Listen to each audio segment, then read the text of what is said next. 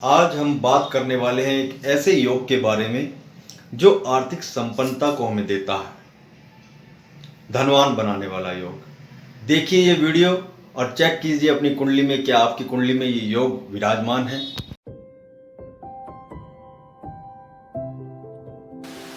नमस्कार मित्रों, जय माता दी। मैं पंडित गौरव कपिल आज फिर से एक नए योग के साथ आपके सामने उपस्थित हूं। आज हम जिस योग के ऊपर बात करने वाले हैं, ये योग धनवान बनाने वाला योग है, धन देने वाला योग है।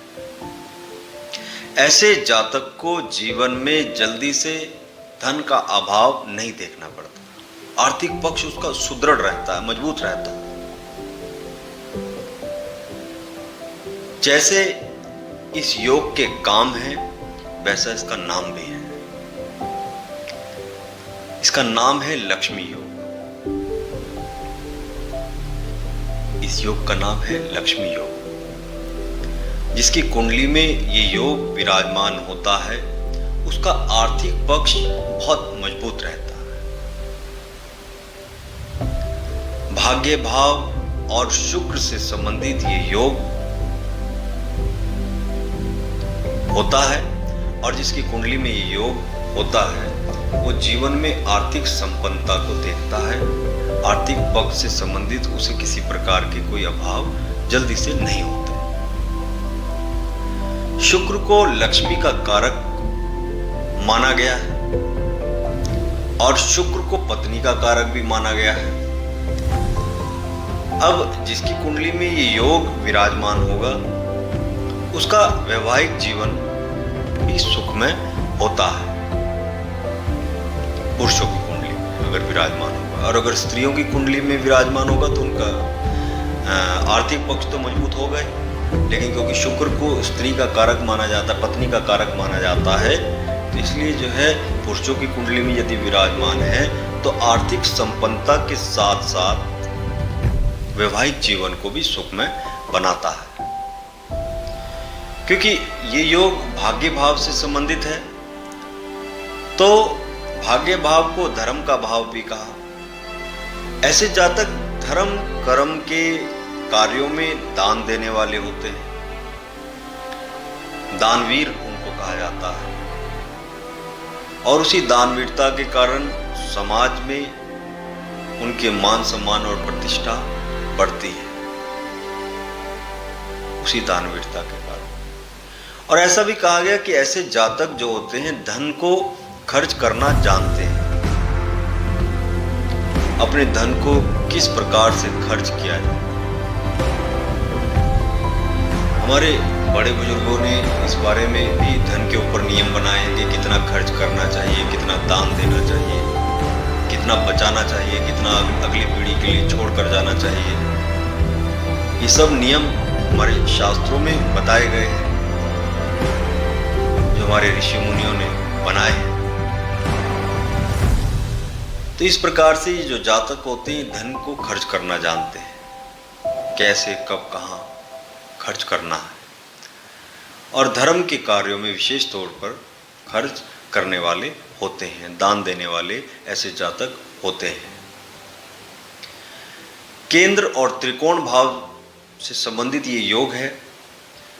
केंद्र जो स्थान होते हैं कुंडली में हमारी, उनको विष्णु स्थान कहते हैं, यानी प्रथम भाव, चतुर्थ भाव, सप्तम भाव और दशम भाव, इनको विष्णु स्थान कहते हैं। और त्रिकोण भाव प्रथम, पंचम और नवम, इनको लक्ष्मी स्थान कहते हैं। और विष्णु और लक्ष्मी इन भावों के स्वामी जब इकट्ठे होकर इन्हीं स्थानों में विराजमान हों और स्वराशि के विराजमान हो तो ये राजयोग कारक हो जाते हैं।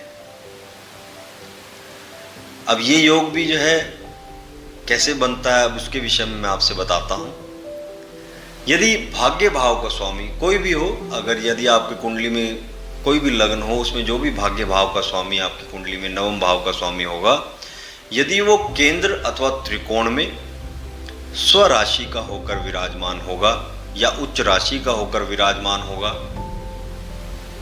और दूसरा शुक्र जो है कुंडली में वो भी केंद्र अथवा त्रिकोण में स्वराशि का या उच्च राशि का होकर यदि विराजमान होगा तो इस योग का निर्माण होगा, तब हमारी कुंडली में लक्ष्मी योग बनेगा। यदि मान लिया जाए किसी का मेष लग्न है तो उसकी मेष लग्न में नवम भाव का स्वामी हुआ बृहस्पति, तो वो बृहस्पति जो है या तो उसके चतुर्थ भाव में स्थित हो, क्योंकि चतुर्थ भाव में बृहस्पति की उच्च राशि पड़ती है कर्क राशि, या फिर उसके नवम भाव में स्थित हो, क्योंकि नवम भाव में उसकी धनु राशि है जो स्वराशि है भाग्य भाव में। और दूसरी कंडीशन जो है शुक्र उसके सप्तम भाव में स्थित होना चाहिए, क्योंकि सप्तम भाव में तुला राशि पड़ेगी मेष लगन वालों की, तो तुला राशि शुक्र की स्वराशि है, स्वराशि के साथ साथ मूल त्रिकोण राशि भी है। तो इस प्रकार से यदि ग्रह विराजमान होंगे तो लक्ष्मी योग का निर्माण होगा।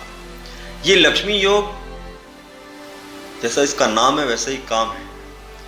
धन से संबंधित पक्ष को जीवन में मजबूत करने वाला ये योग होता है, आर्थिक संपन्नता देने वाला। और ऐसा भी कहा गया कि ऐसे जातक तेजस्वी होते हैं। जब जेब में धन होता है तो चेहरे पर तेज अपने आप ही आ जाता है। जब जीवन में धन का अभाव होता है तो अच्छों के चेहरे उतर जाते हैं।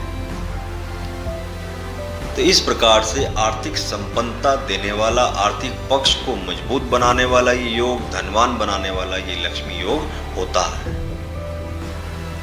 आप भी देखिए क्या आपकी कुंडली में ये योग विराजमान है, और यदि है तो हमें कमेंट में अवश्य बताएं। यदि आपको ये वीडियो अच्छा लगा तो इस वीडियो को लाइक करें, सब्सक्राइब करें हमारे इस चैनल को, और इस वीडियो को शेयर भी अवश्य करें। नमस्कार मित्रों, फिर से मिलते हैं किसी और योग के साथ। नमस्कार, आपके लिए आज्ञा चाहूँगा। नमस्कार मित्रों, जय माता दी।